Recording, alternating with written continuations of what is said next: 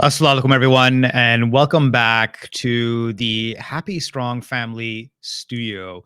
And this time around, we're going to be doing a short segment on the perils of an unplanned summer. Try saying that. That's quite the mouthful. But we do so with the hope of having a difficult discussion. As you've probably seen in the last few episodes, that's been an ongoing theme of ours, an ongoing continuous thread that let's have these difficult discussions. And I think this is probably one of the most difficult discussions for any concerned parent. How do you keep your kids engaged during the summer? As Dr. Zaihan and I were kind of almost riffing before going on the camera, do you really just want your kids to sleep late? Sleep in late, wake up late, come mosey on down to the I sound like a old spaghetti western all of a sudden. Come on down to the dining table, eat breakfast or lunch, I guess, depending on when they wake up. Go back upstairs, get in front of their laptop and call it a day. Is that typically what happens with our kids? Again, it's all in the effort of having a difficult discussion. Come on, parents. This is probably what is actually happening. If you do care to even find out what's happening. Oh, I'm sounding quite challenging now, but I do so simply. Dr. Zaihan is just laughing his head off here right beside me, but I do so in the hope that we can kind of unpack this and tackle this topic. So what could, what dare I say should.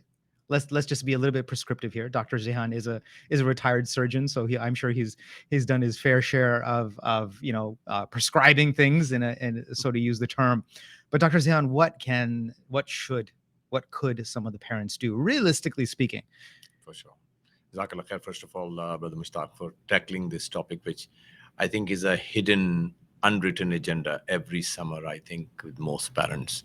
I think there is a feeling that it's unworthy of addressing because the likelihood of an answer that is forthcoming and agreeable to all is small. So I would say as a first step, we need to build communications within the family, meaning this should not be a difficult topic if communication is a regular thing in our home. Now, I'm not suggesting that we're going to do that today, but I'm saying the art of speaking to a difficult topic requires a comfort zone where people are able to talk about things that don't necessarily seem to be needed. To say, I have a planned year in my life, or 9.5 months. I go to school, I spend time there. Some of our children go to the maktab, etc. Why, for God's sake, can't I be left alone for these 2.5 months? It's a legit question. Oh, yeah. But I think the other important part here is to say, my young friend, how important is time to you? You don't have to come across that serious, but in some vein, I think if the issue can, before we come to the actual topic of planning, I think if we can talk about the topic of the necessity of having things in perspective, meaning think of your last 3 summers, what has actually happened? How did time go, for example, last July and August? What happened in the 2020 July and August? How many summers have gone? So those youngsters who are 17 and 18, they would have a lot of summers that have gone by. So Right. It wouldn't be a difficult concept to see that unplanned summers have usually resulted in a long swath of an empty terrain, which after a few years can really become very unproductive. I mean, the number of children we see, and I'm not necessarily talking about children only. I would say the same applies to adults also. And so therefore, I think communication established within the home and bringing the topic up. It's a bit like marriage, as we've talked about several times. Don't just suddenly bring it up one fine day. Right. Harp on it a little bit. How important is it to plan? This is a beautiful time of the year. What do we think? What do you think we should be doing? Which means before I put my ideas across, I would make it a team effort. Engage, right? Engage with your kids first. And I think in terms of our most recent session of our ongoing Sunday series, we had that conversation with Sister Iman from the Rabata Institute, and it was about the first 10 days of Dhul Hijjah. And you look at the life of Abraham, Ibrahim alayhi salam, and he actually asked, son, this is what I'm about to do.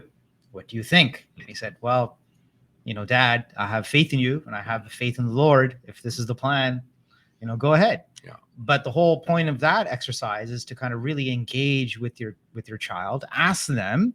And I mean, realistically, I'm going to look straight into the camera. How many of us as parents actually do that in this day and age? It's kind of like we just give our kids marching orders more than anything. We just like, son, daughter, go ahead, do this, without even asking.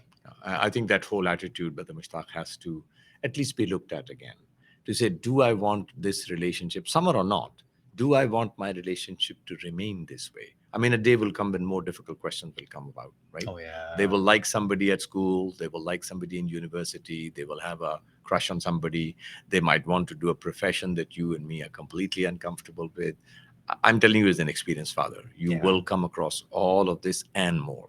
Yep. They will want to go to a demonstration. They'll want to stay overnight. But what I'm saying here is really open communication should be a big part of the summer plan. We're going to talk. We're going to chill. We're going to have one-on-one time. We're going to have lots of laughs. We're going to have disagreements, but we'll never lose respect for each other.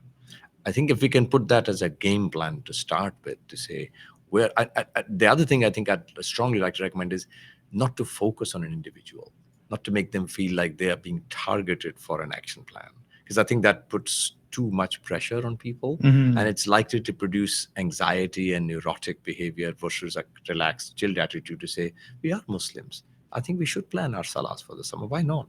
Why don't we go to the masjid at least once a week for Fajr?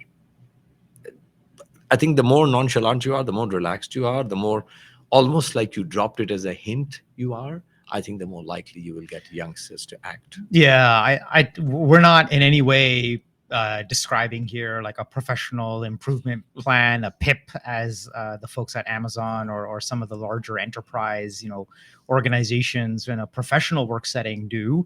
We're not mentioning that at all. But what we are mentioning is just having a frank, candid conversation with your kid, right? Not singling them out, not targeting them.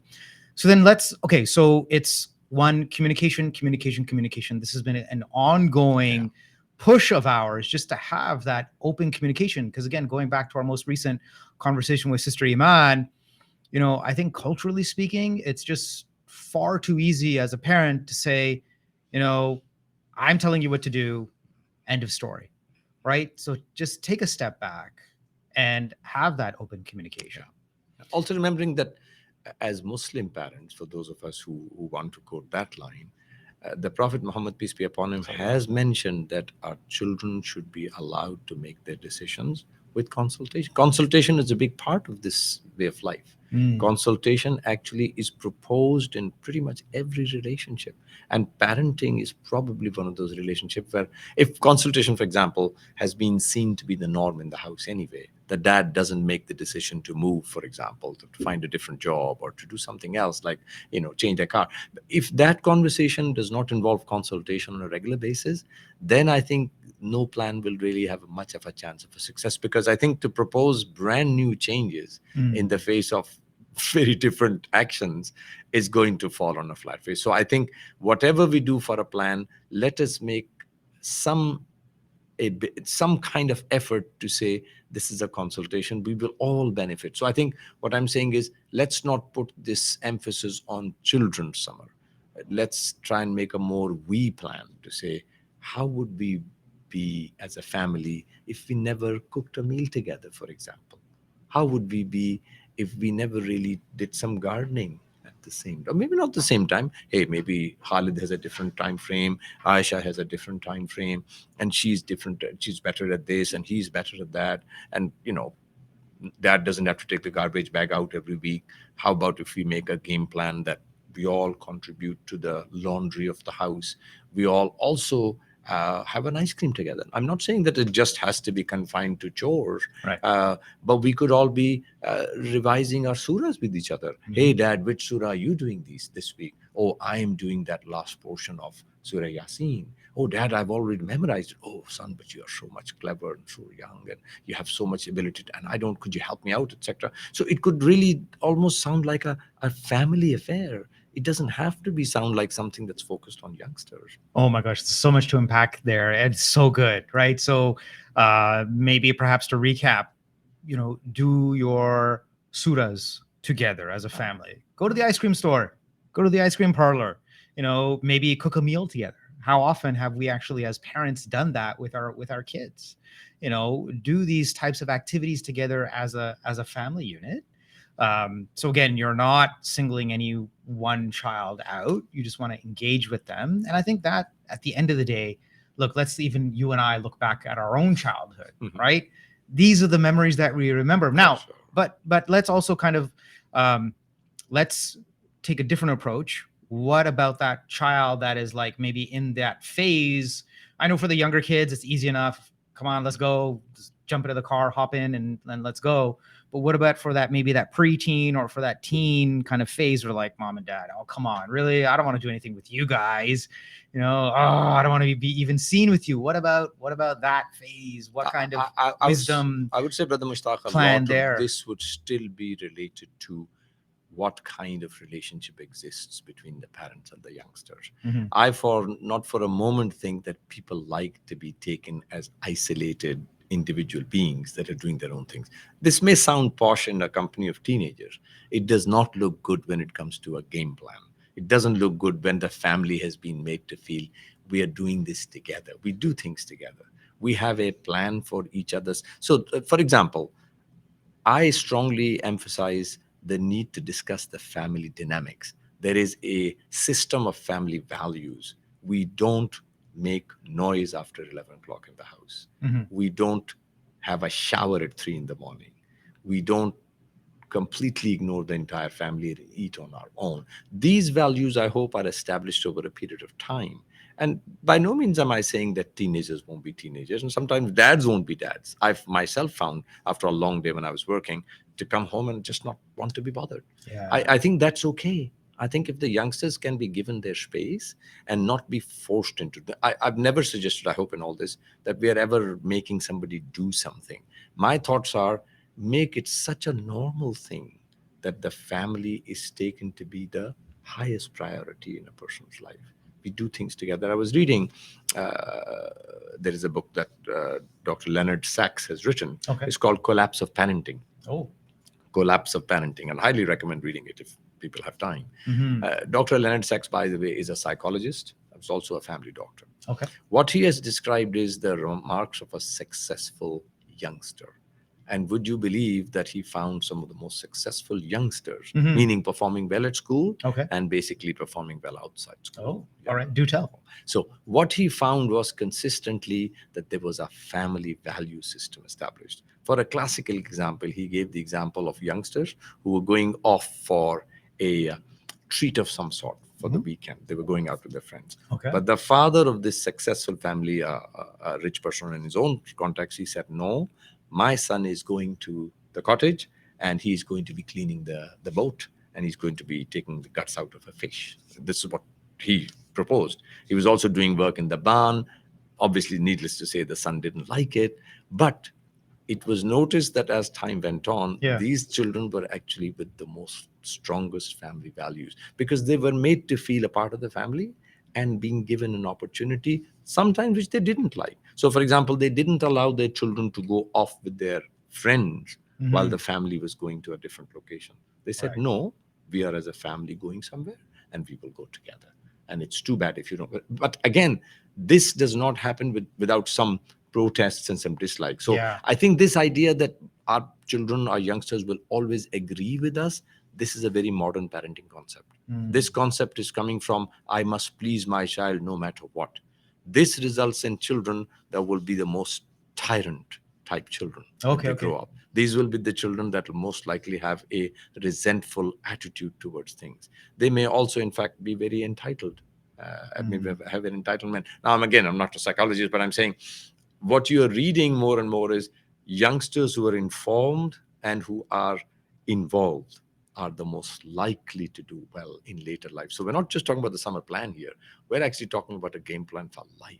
Oh my goodness. Wow. So it's kind of goes, it's the antithesis or goes complete opposite to use the term, the helicopter parent approach where you got to do everything for the kid to make them happy. Really. That's what it's about, right? Or like you say, to make them successful. I think that's really the crux of what the research is by the doctor you mentioned. Leonard Sachs. Leonard Sachs. Leonard Sachs. His website is also there if you want to look it up, leonardsachs.com.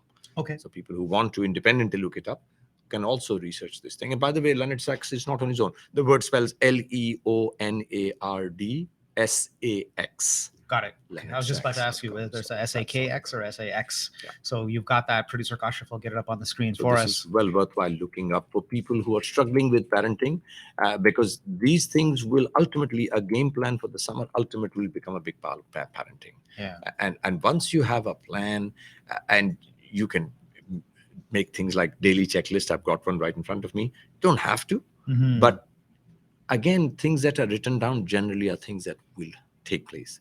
And I can tell you from personal experience, once children see the benefit of having this, and with that, so there is time allotted to entertainment and to extracurricular activities and your own time as well. This is not by any means a regimental plan where everything is in place and nothing. It's not. Right. It's actually just a skeletal, if you like, a blueprint to say the broader version is we're not just spending the summer. We're actually doing things. We're going out to, for example, see the sunrise after Fajr. We're going to go and see the sunrise, and we're going to praise the beauty that Allah has placed and the nature that we have. I mean, there's Lake Ontario. Why wouldn't you? Why wouldn't you benefit like that? Right. Similarly, you can go out and watch the stars from a hilltop, if you like, or just from the audience. But what I'm saying is making this such a cross-sectioned and such a widely, if you like, so I'm practicing my salah.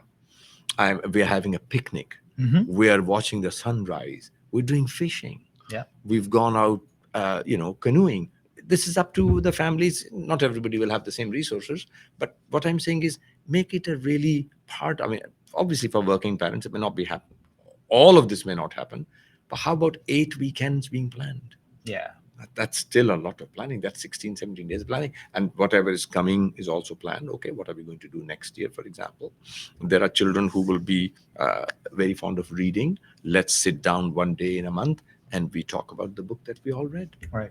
Let's talk about the story of the prophets. There's a story of the Prophet Yusuf alayhi salam. There's a story of the Prophet Ibrahim alayhi salam. Stories of Prophet Musa, the big guys. How about we just get those stories? And it doesn't have to be dad and mom only. Hey, little Ibrahim could talk about it too. Little Fatma could talk about it too. Right. So I think there's so many things you can do. Duas. Dad, how many duas do I know? How many duas do you know? Why don't you teach me the duas you know and I teach you the duas I know? And we kind of almost become competitive in, that's the Quran says, Ta'awun alal birri wa taqwa. Cooperation for the purpose of increasing God consciousness and piety. Yeah. I think that's a beautiful plan. If you want to put it in place, don't take my word for it. Make a checklist, make some kind of a game plan, and without sounding regimental, start having the fun that it will provide. Well, that's the whole purpose of this discussion, right? That's the whole purpose of this quick kind of session talk on the perils of having an unplanned summer. You don't want a bland summer. You don't want your kid to go through all of that again, just being in front of their laptop the entire time, being in front of YouTube or just, passing time with their cell phone or spending all their time at the mall. Let's pick up on that daily checklist. So let's kind of wrap it up using a potential daily checklist so that, the parents out there, or even for the kids, for the kids watching, hey, this might kind of, get you guys excited and say, hey, you know what, this is realistic. This is something I can actually do. So what are some of the things that parents and kids alike can do? So some of the things, as I mentioned, is to plan your day around the 5 salahs, to try and make an effort to read a small portion of the Quran, to memorize and to promote some of the du'as, some of the supplications that we do routinely as a part of our getting up, going to sleep, starting to eat, finishing eating, washroom, etc., etc. A third thing could easily be to read the life of the Prophet ﷺ snippets, picking up portions of his life that are relevant. What did he do when he was angry? How did he deal with people who were throwing garbage on him? What was his plan when he was going through sadness? You could literally pick up individual events to say, was he bullied ever? Were some of the other prophets bullied? Right. Is there a single parent in the Quran? Are there situations where a prophet was proposed to for marriage by a woman's by a girl's father? I mean, these are all situations, aren't they? Similarly, you could pick up to say, are there any exciting stories from school that somebody wants to narrate? Is dad going to tell about his childhood? Are we going to sit around the fireplace or after lunch or after dinner? And it's just going to be basically revival of the past, nostalgia of the children's childhood, Right. fun times when stuff went very wrong, when stuff went very right, when things didn't go well and things went very well, a gathering. It's amazing how once these conversations start, and I think Brother Mushtaq personally, the lack of conversation is one of the biggest effects that occurs in the way of a child learning. I often have this statement that I remember a scholar that spoke about, his child psychologist. He said some of the best teaching opportunities come when parents and children talk. Yeah, you're always a big proponent. You always mentioned to me off air that, there's nothing better than mom and dad university. It's a huge component of a child's learning. Imagine a son and a daughter remembering how they were brought up, how their father controlled their anger, how their mom and dad made up after they'd had an argument, how they were able to sustain a difficult situation which looked like it was impossible. How in our house, for example, the water shut down. There was no water in the house. We cope with that situation, right? The car keys were lost and there's an urgent appointment. And stuff of that like. So another something would be things like, as I mentioned, alluded to earlier, cooking together. Yeah. Cleaning the house together. It may not sound fun, but at the end of the day, I think it's not fair to have mom and dad just do all the scut work and we come in and take benefit of it. So I hope these have given some idea. There's obviously weekly things like you could definitely go to the masjid. You could definitely do a story night. You could do things like visiting a family member or catching up with some of the neighbors. Or, I think there's so much, Brother Mushtaq, that I don't want to make a micro description of things. But I think you get the idea that there is really a personal time, and then there's a family time, and then there's a community time, and then there's definitely a all of us time. Yeah. I mean, this has been a great conversation. And then again, the whole aim, the whole purpose of Happy Strong Family is to have these difficult discussions, right? And they're just meant to be conversation starters. They're just meant to kind of really, if anything, provide some inspiration, maybe make this aspirational and educational, right? I think the more we kind of educate ourselves with a lens of how things were done during the time of the Prophet Muhammad sallallahu alaihi wasallam, through some of the Sahaba, the Sahabiyat. There's so many examples there. There's so many examples there. We just basically need to kind of educate and remind ourselves more than anything. So, Dr. Zaihan, thank you so very much. We do hope that for our audience, it's been helpful. Again, you really don't want your kids to kind of go through another bland summer, another unplanned summer, just being in front of the laptop or going to the mall. Like, come on. How fun can that be, really, when you can have some structured time, some planned time with the family as a whole? And I think, hey, if we want to kind of put this in a whole dunya kind of aspect, a worldly aspect, it's the basis of any good movie. You look at it as like, oh, mom and dad, I don't want to go with you guys. They end up going with mom and dad, and they have so many adventures, so many adventures. And also for the parents, please don't feel offended because the children don't like what you're doing. Remember, the authority rests with the parents. Those of you who will care to go and look at Leonard Sax's website and his ideas, it's not his ideas. He's talking from experience of 25,000 consultations, or that number. Wow. Parents who give in to their children in the hope to please them end up being the biggest losers. And in the end, the children are losers also. So I would highly recommend authoritative parenting, not authoritarian and not permissive either. And there are two ends, basically. You do what you want and you do what I want. You stay in the middle where you allow a gentle guidance, but allow the youngster to make decisions. Amazing. Amazing. And I think on that note, there's no better way to end this session of our discussion on how to best spend the summers. All right. Thank you very much, Dr. Zaihan.